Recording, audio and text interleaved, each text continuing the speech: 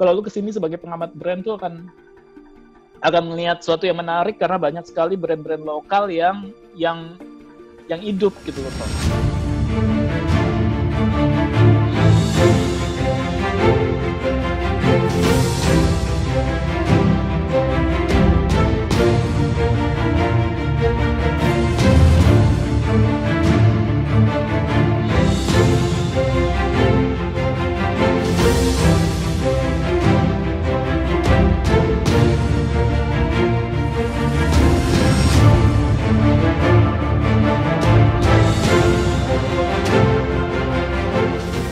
Jadi kita akan ketemu sama Aji Franciscus ini sahabat lama, kita sama-sama sekolah di satu SMA, tapi sejak lulus SMA dia kemudian melanjutkan studi ke luar negeri dan sejak tahun 2002 dia menetap di Jerman sampai sekarang.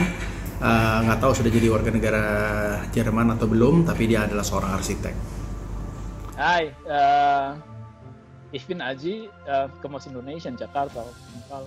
Und in Front von Arto, ich bin seit 2002 in Deutschland.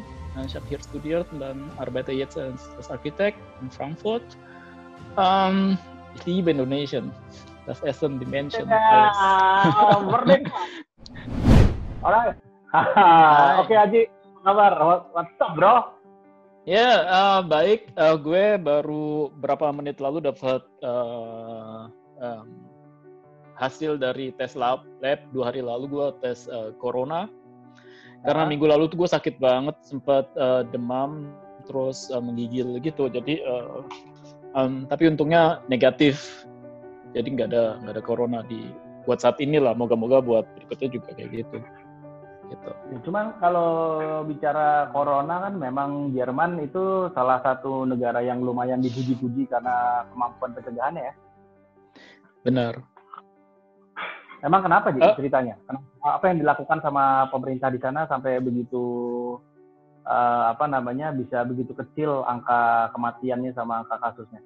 Karena di sini kan tingkat kesehatan atau tingkat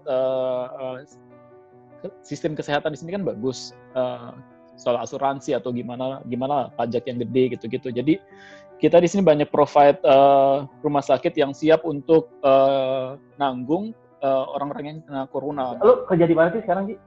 Gue sekarang kerja di salah satu kantor arsitek besar di Jerman, namanya Albert Speer und Partner. Ini kan banyak imbasnya. Gue juga baru tadi teleponan sama bos gue karena gue juga ngabarin kalau gue negatif.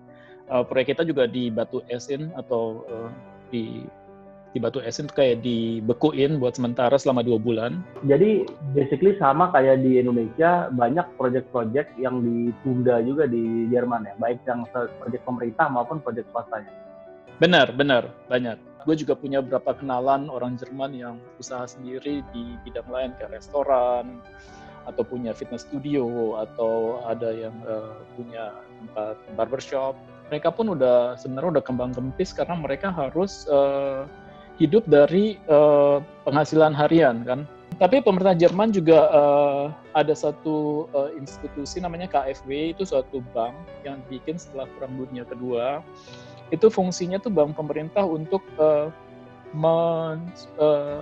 mensupport orang-orang yang mau butuh uang cash gitu loh untuk perusahaannya. Nah KfW itu juga lu bisa ngajuin, dan itu misalnya lu dapat kredit KfW pun lu 3 bulan lu nggak perlu bayar bunga, lu pun 3 bulan lu boleh men-skip kredit lu gitu buat saat ini, maksudnya buat jangka pendek ini. Kita kan sekarang ngomongin selalu jangka pendek karena nggak tahu besok tuh kondisinya seperti apa gitu loh. Gitu. Yang memang mungkin kelihatannya harus begitu ya. Kalau kita lihat ketika kondisi sudah begini darurat, pemerintah biasanya dari berbagai negara pasti akan mengeluarkan insentif-insentif untuk sektor-sektor industri dan sektor-sektor terdampak. Juga di Indonesia kita sudah lihat pemerintah sudah mulai mengeluarkan juga insentif-insentif, misalnya pembayaran pajak yang ditunda misalnya, kemudian cicilan-cicilan kredit, kemudian insentif-insentif terkait dana-dana hibah yang diberikan, dan juga program-program bagi banyak UKM. Jadi dalam hal ini pemerintah Indonesia dalam konteks insentif juga melakukan hal yang sama juga dengan negara-negara lain di seluruh dunia. Ada nggak kreativitas yang lo amatin gitu sepanjang jalan mungkin atau sepanjang e-commerce di mana mereka kemudian sama dengan program-program yang baru lah, inisiatif yang baru gitu. Yeah. Ini sih yang gede sih ada perusahaan garment atau perusahaan baju namanya Trigema. Dia pun udah sejak berapa minggu lalu udah memproduksi peralatan untuk dokter atau untuk masker pelindungan mulut itu untuk ngedukung situasi sekarang toh gitu. Jadi Trigema itu salah satu perusahaan besar lah yang udah mulai begitu kreatif untuk bereaksi terhadap situasi sekarang. Kalau skala yang lebih kecil lagi, Ji, kayak misalnya pedagang atau restoran kecil, coffee shop gitu, mereka ngapain? Jadi kalau gue pikir sih mereka akan mungkin nunggu berapa bulan kemudian, 2 bulan, kalau situasi udah sedikit membaik, mungkin mereka akan buka usahanya lagi, cuma dengan disesuaikan sama kondisinya, gitu loh. Mungkin kayak restoran juga nggak terlalu bisa full atau lebih banyak kayak restoran sekarang kan masih buka jam 6 sampai jam 6 izinnya, tapi mereka cuma take away gitu loh. Kita nggak boleh makan di situ. Mungkin mereka juga akan ngembangin bisnis yang lain gitu loh menurut gue. Ya ini masih beruntung ya, masih ada beberapa toko di Jerman yang diizinkan sampai jam 6. Kalau di Indonesia nggak ada jam izin ya, jadi sebenarnya masih banyak sekali UKM-UKM brand-brand lokal di luar dari mall yang masih tetap berjualan di jalanan, dan ini menjadi hal yang sangat memprihatinkan karena juga kesehatan mereka juga menjadi taruhannya. Jadi makanya salah satu yang kita coba lakukan adalah membagikan masker-masker bagi para pedagang-pedagang kecil agar mereka juga bisa terlindungi. Oke, jadi kalau bicara tren gitu ya, apa sih yang berubah lo lihat 1 bulan terakhir? 1 bulan terakhir ini sekarang sih bisa ngelihat kota tuh sepi gitu ya. Kayak itu bukan tren ya, lebih tenang. Cuma kalau gue lihat dari masyarakat Jerman, karena kan kita dianjurkan untuk punya stamina yang bagus supaya virus ini nggak terlalu bisa masuk ke badan gitu kan. Kalau gue lihat sih banyak orang sport di luar, walaupun udaranya masih cenderung dingin kalau buat gue, buat orang Jerman secara umum lah. Jadi banyak orang jogging gitu loh di mana-mana kalau gue lihat. Oh, masih tetap ada ya orang-orang jogging kayak gitu ya di sana ya? Iya, justru lebih banyak sekarang. Karena kan mereka juga pengen punya stamina bagus ya, imun sistem yang bagus gitu loh. Nah, seperti itu. Jadi tetap pakai masker? Enggak, kalau gue lihat enggak. Di sini kayaknya orang pakai masker nggak banyak kok. Terus terang, karena gue juga terakhir kan mungkin sebulan terakhir ini kan gue juga nyari, itu juga nggak ada di pasaran ya. Mungkin kalau di internet lu bisa beli juga. Sebelum corona, itu apakah pertumbuhan dari brand-brand lokal di sana tuh pesat banget nggak? Pemerintah tuh ngatur nggak seperti apa? Atau lo bisa buka apa aja anytime di street gitu-gitu? Atau terus lo lihat banyak anak-anak muda sekarang trennya kemana gitu? Mereka lebih jadi entrepreneur atau mereka lebih jadi... Sebenarnya sih pemerintah tuh ngedukung banget lah brand-brand lokal. Di sini banyak banget brand-brand lokal yang berkembang di sini, dan orang sini tuh juga proud sama lokal gitu loh, proud sama lokalnya dia. Jadi kayak gue di Hesse ini, di provinsi Hesse banyak juga orang yang kalau di supermarket tuh promonya tuh selalu kayak gitu loh, promo-promo di supermarket. Jadi kita juga ngejual barang-barang lokal, kayak kentang lokal atau apa lokal gitu loh. Jadi cuma dari region kita gitu, region.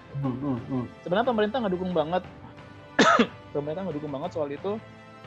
Dan brand lokal pun juga anak-anak muda di sini juga banyak yang kreatif untuk ngebuka brand-brand baru buat fashion kayak gitu loh. Jadi di sini ada produk baru yang sekarang juga lagi tren di Frankfurt, namanya Bahnhof Viertel. Dia jual, lu kalau misalnya lihat mereknya tuh nggak bisa dibaca karena dia tuh BHFRLTL, lu nggak bisa baca itu apaan karena itu huruf konsonan semua. Maksudnya itu Bahnhof Viertel. Nah, itu yang lagi tren di Frankfurt, jadi mereka bikin kaos, ada tulisannya BHFRTL, atau topi, shawl, jaket, atau semua kebutuhan inilah yang modelnya itu disesuaikan sama model yang lagi tren sekarang. Selain itu juga banyak juga brand-brand lokal kayak Fritz Cola atau kayak Coca-Cola merek lokal, dan gue terus terang sih, gue orang Jerman tuh gue suka karena mereka sangat menghargai yang gak master produk gitu loh, yang gak terlalu Coca-Cola yang standar, tapi lebih baik di sini. Kalau lu kesini sebagai pengamat brand tuh akan melihat sesuatu yang menarik karena banyak sekali brand-brand lokal yang hidup gitu loh toh. Jadi nggak cuma dari sisi bahan pangan kayak gituan, tapi juga dari sisi lainnya gitu. Ya ini juga kemudian trennya gue lihat kalau di Indonesia ya, masing-masing daerah juga punya stylenya masing-masing ya. Mereka punya gaya sendiri, dan gaya itu bisa jadi kemudian diserap oleh daerah-daerah lain juga. Tapi mulai basisnya dari lokal-lokalnya masing-masing ya, sama juga kayak di Jerman mungkin ya. Iya benar di sini juga kayak gitu, karena kan di sini juga gimana ya, mungkin ini juga strategi pasar ya toh ya, kalau menurut gue. Jadi kayak misalnya green sauce itu apa ya, saus hijau gitu, lu cuma bisa makan saus hijau tuh di Frankfurt gitu loh, karena itu cuma orang Frankfurt, aktivis makanan Frankfurt, dan di sini juga bikin saus hijau kayak gitu. Jadi kalau misalnya ada teman kerja gue yang udah pindah ke daerah lain gitu, ke Hamburg, misalnya ke utara, kalau kesini dia langsung kita makan saus hijau gitu loh, karena cuma adanya di Frankfurt. Dan itu kayaknya itu juga nggak tahu ya, mungkin kesadaran bisnisnya juga nggak cuma terlalu pengen berbisnis, tapi juga untuk melestarikan sesuatu yang unik dari tempatnya masing-masing gitu. Nah, kita bisa lihat kalau di Jerman saja juga ternyata pendekatannya sangat lokal gitu ya. Orang-orang lokal di Jerman bangga banget sama produk-produk lokalnya tadi, seperti kentang dan lain-lain. Dan ini bukan cuma di Jerman, nanti kita akan lihat dari berbagai negara bagaimana masyarakatnya merespon terhadap produk-produk lokalnya gitu.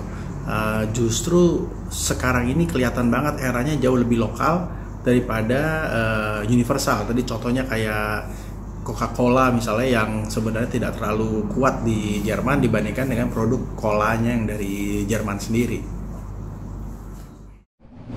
Gue senang banget karena kita bicara, ini hari ini kan kita ngomong sama Jerman basically. You are representing Germany ya.